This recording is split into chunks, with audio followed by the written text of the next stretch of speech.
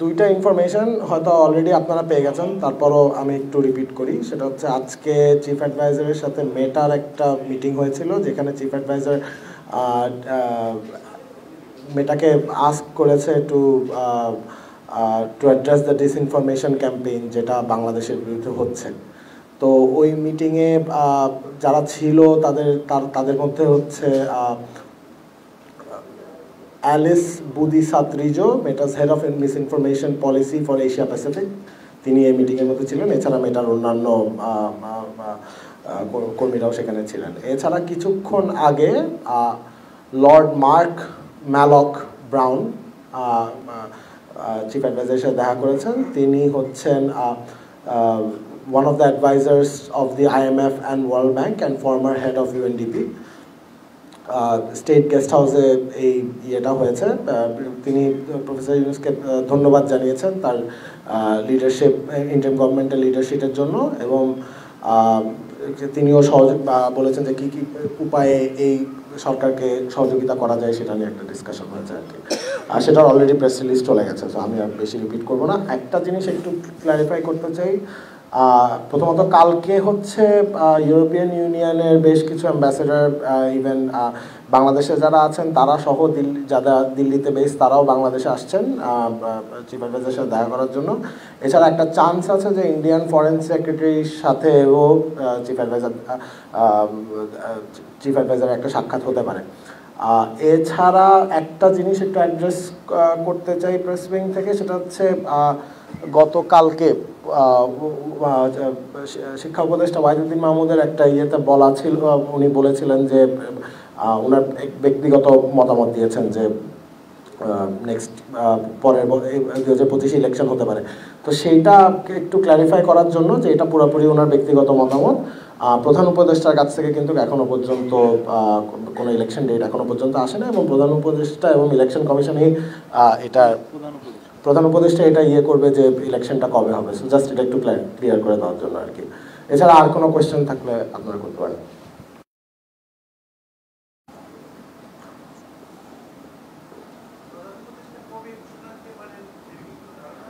যখন ঘোষণা দিবে তখন সাথে সাথে আপনারা সবার আগে জানবেন।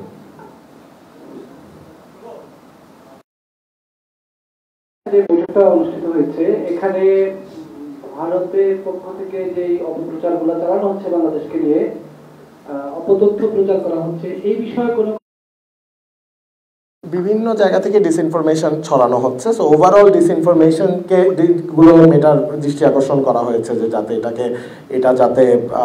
এটাকে কিভাবে ট্যাকেল করা যায় সেটার সাথে পরামর্শ হয়েছে।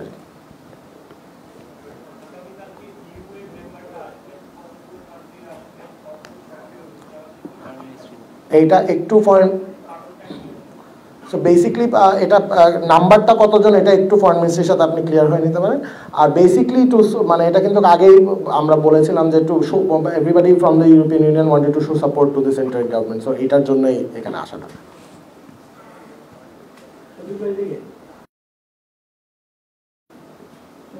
হ্যাঁ, একটা বিষয় বলতে চাচ্ছি, গুজরাটের নিয়ে সরকারের একটা পাওয়া যাচ্ছে না, এই বিষয়টা বলা হচ্ছে।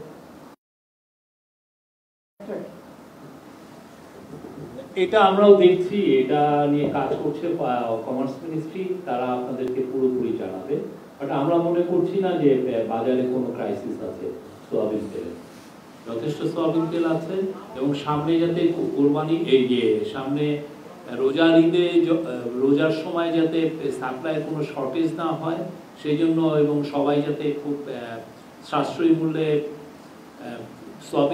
সোয়াবিন বা পাম অয়েল এটা পান, সেই জন্য কিন্তু আমরা সিরিজ আকারে আমাদের যারা মেন যারা ইম্পোর্টার তাদের সাথে কথা বলেছি, তাদের জন্য এলসিটা ইজি করা হয়েছে। তারপরে মার্কেটে আমরা ইন্টারন্যাশনাল মার্কেটের প্রাইসটা আমরা খুব ইন্টেন্সিভলি মনিটর করছি। হ্যাঁ, আমাদের সর্বোচ্চ চেষ্টা আছে যে রোজার সময় যাতে আমাদের বাংলাদেশি মানুষ যারা তারা যেন সোয়াবিন তেল এবং পাম অয়েল যাতে সাশ্রয়ী মূল্যে পান।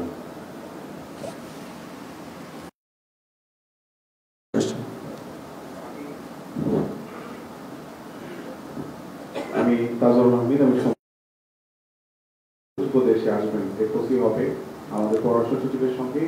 একটা বিষয় বারবারই আসে যে শেখ হাসিনাকে ফেরানোর বিষয়ে একটা মৌখিক নির্দেশনা পাইনি। এই নির্দেশনাটা আসলে মৌখিকভাবে একটা অ্যাপ্রোচ করার বিষয় কেন সরকার করছে না এখনো, প্রথম প্রশ্ন। দ্বিতীয় বিষয়টি হচ্ছে যে আদালত থেকেও শেখ হাসিনার বক্তব্য প্রচারের বিষয়ে একটা নিষেধাজ্ঞা দেওয়া হয়েছে। সেই বিষয়টা কি আসলে মেয়েটা কিভাবে এটাকে মানে করবে, কিভাবে মানে মেয়েটা আসলে দায়িত্বটা কি পালন করবে যদি ভারতীয় গণমাধ্যম অপপ্রচার করতে থাকে? মেয়েটা আসলে কি ভূমিকা রাখবে, আপনারা কি আহ্বান জানিয়েছেন, একটু স্পেসিফিক করলে ভালো হয়। প্রথম কথা হচ্ছে যে প্রথম কোশ্চেনটা কি করলেন যেন, শেখ হাসিনার এক্সট্রাডিশনের ব্যাপারে আমাদের গভর্নমেন্টের অবস্থান খুব স্পষ্ট, ক্লিয়ার। আমরা শেখ হাসিনাকে দেশে ফিরিয়ে এনে আইনের সম্মুখীন করতে চাই। তাকে এই যে তার আমলে যে ম্যাস মার্ডার হলো, উনি জুলাই আগস্টে যে 1500 উপরে মানুষের যে হত্যার তো মূল নির্দেশদাতা তিনি।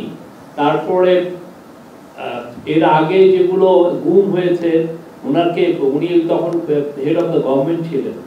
তারপরে দেশে একটা করাপ্ট একটা আপনি দেখেছেন যে হোয়াইট পেপারে এসছে যে $16 বিলিয়ন করে প্রতি বছর সাইফন অফ হয়েছে। এটা তো বাংলাদেশের ট্যাক্স পেয়ারের মানি, বাংলাদেশের সিটিজেনদের মানি এটা চুরি করে বাইরে চলে গেছে।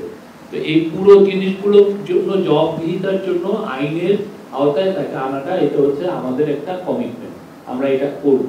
কিন্তু এটা করার জন্য যেটা হচ্ছে যে যেহেতু ইন্ডিয়ার সাথে আমাদের একটা এক্সট্রাডিশন ট্রিটি আছে, সেটা এক্সট্রাডিশন ট্রিটিতে আবার কিছু সার্টেন লিগ্যাল প্রসিডিউরটা করে তারপরে আপনি এটা একজনকে এক্সট্রাডিশন যেতে পারেন। তো আমরা সেই প্রসিডিউরটা আমরা কমপ্লিট করছি।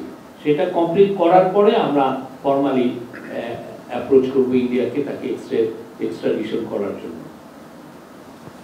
আর আইসিটির যে আমরা যেটা রুল আমরা এটা দেখেছি, তা আমাদের ওইখানে কিন্তু যেগুলো হেড স্পিচ সেগুলো দিকে যাতে যারাই শেখ হাসিনার কভার করেন বাইরে বা তারা অবশ্যই তার লক্ষ্য রাখবেন যে তার হেড স্পিচ যাতে কেউ স্প্রেড না করে।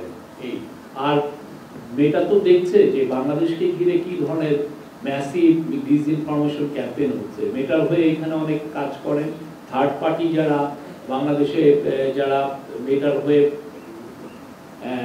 ফেক নিউজ, ডিসইনফরমেশন, মিসইনফরমেশন যারা ডিটেক্ট করেন, তারা অবশ্যই মেটারকে অ্যালার্ট করবে যে এইগুলো হচ্ছে। তারা অবশ্যই মেটা এটা দেখবেন, মেটার এখানে ভালো বিজনেস আছে, অবশ্যই মেটা উইল টেক কেয়ার যে কারা কারা এখানে ডিসইনফরমেশন ছড়াচ্ছেন। আমরা চাচ্ছি যে যেগুলো মিথ্যা ব্লেটান্ট লাই সেগুলো যেন রিমুভ করা হয়।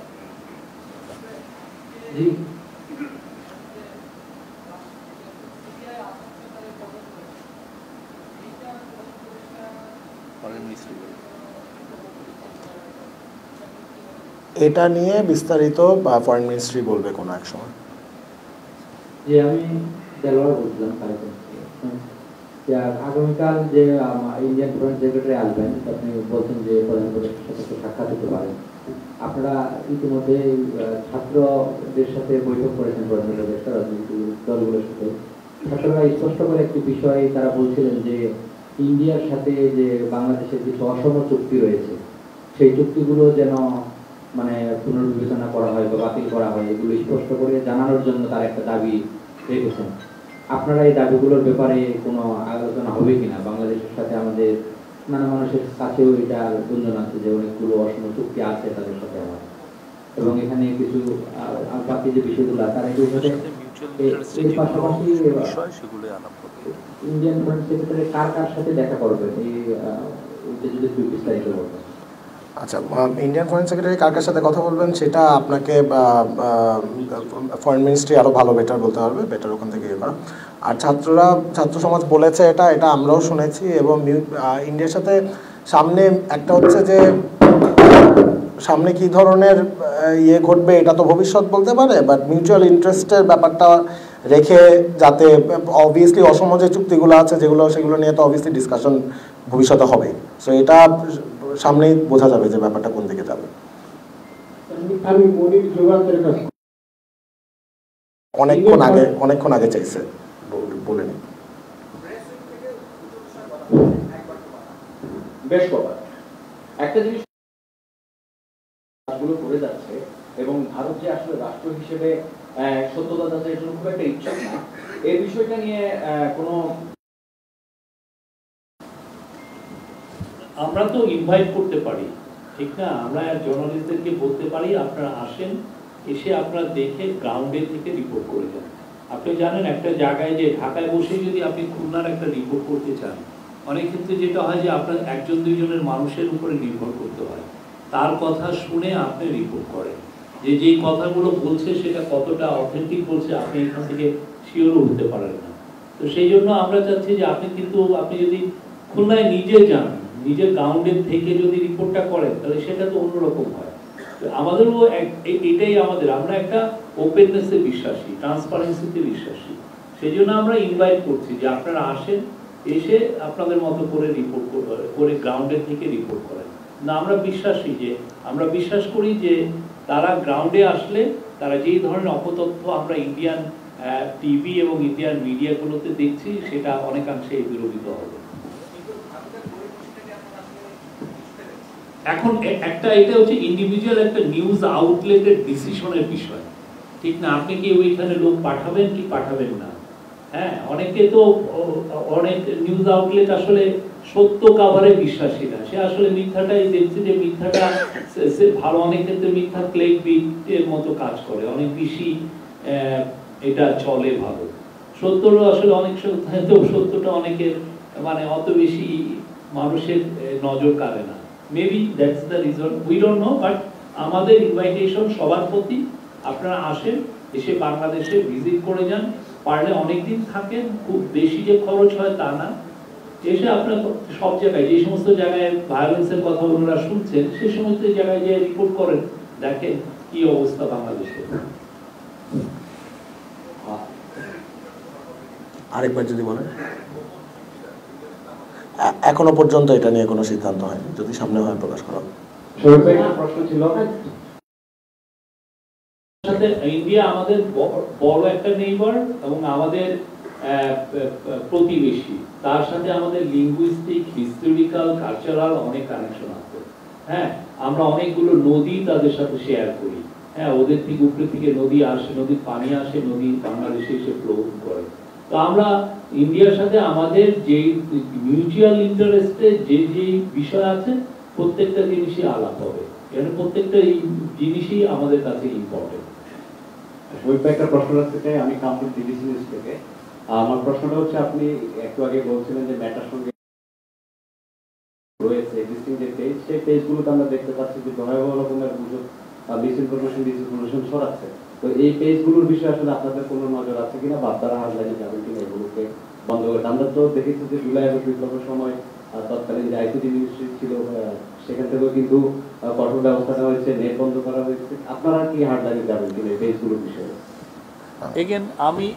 এই বিষয়ে আমি এইটুকু বলতে পারি যে মেটার এখানে থার্ড পার্টি আছে যারা মেটার হয়ে ইনভেস্টিগেট করে, ঠিক আছে? তারা দেখছে যে কোথা থেকে সোর্স অফ মিসইনফরমেশন কোথা থেকে হয়। অনেক ক্ষেত্রে হয় কি, স্টেটের থেকে যদি মেটার নজরে যদি আনতে চান, তাহলে ওরা অনেক সময় স্টেটকে এক ধরনের সংশয়ের চোখে দেখে, যে না আমি এটা বললাম সেটা ঠিক না। আগের গভর্নমেন্ট যেটা করতো সেটা হচ্ছে যে তারা যারা ভালো ইউটিউবার, যারা ভালো ফেসবুকে কমেন্ট করছে কিন্তু তাদের ওয়াইড ফলোইং আছে, তার এগেইনস্টেও তারা অ্যাকশনে যেত বা তার পেজটা রিমুভ করার চেষ্টা করতো। ফলে মেটার কাছে এক ধরনের, যেটা আমরা খবর পেয়েছি, মেটার কাছে এক ধরনের ট্রাস্টের বিষয়টা এখানে আছে। তো আমরা মেটার কাছে আমরা চাবো যে যেগুলো ওরা দেখছেন যে বাজে নিউজ, ফেক নিউজ ছড়াচ্ছে, সেগুলো ওনারা রিমুভ করবেন। এই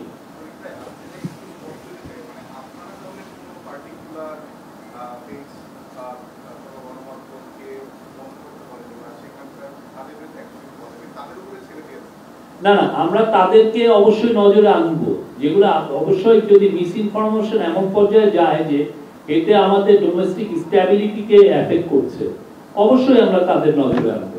এতে যদি কোনো ভালনারেবল পিপলের এগেইনস্টে কোনো যদি মিথ্যা নিউজ ছড়ানো হয়, অবশ্যই আমরা তাদের নজর রাখবো। বাংলাদেশের সভারেন্টির উপরে যদি আঘাত আসে অবশ্যই আমাদের তাদের নজর রাখবো। আমরা যেটা হচ্ছে যে আমরা খুব চাচ্ছি যে অথেন্টিক ওয়েতে, যেটা সিরিয়াস একদম মিস ইনফরমেশন আমাদের এগেইনস্টে ক্যাম্পেইন করছে, আমরা সেটা নজরে আনবো, অবশ্যই আনবো।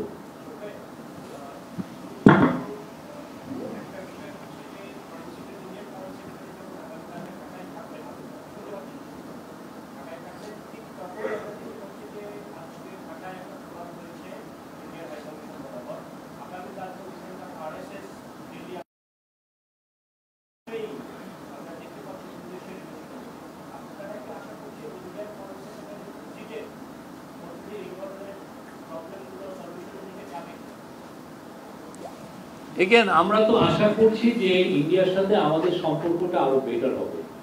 ইন্ডিয়ার সাথে আমরা আগে বলেছি, ইন্ডিয়ার সাথে আমাদের লিঙ্গুইস্টিক, হিস্টোরিক্যাল, কালচারাল লিঙ্কেজ আছে। তা আমরা অবশ্যই চাবো যে ইন্ডিয়ার সাথে আমাদের যে সম্পর্কটা সেটা আরো বেটার জায়গায় যাক, যাতে দুই দেশের মানুষই এটার বেনিফিটটা পায়। এবং এট দ্য সেম টাইম আমরা যেটা চাচ্ছি যে ইন্ডিয়ার সাথে আমাদের সম্পর্কটা যত ন্যায্যতা, সমতা এবং একটা মর্যাদাপূর্ণ হয়, সেটা আমাদের ফোকাস।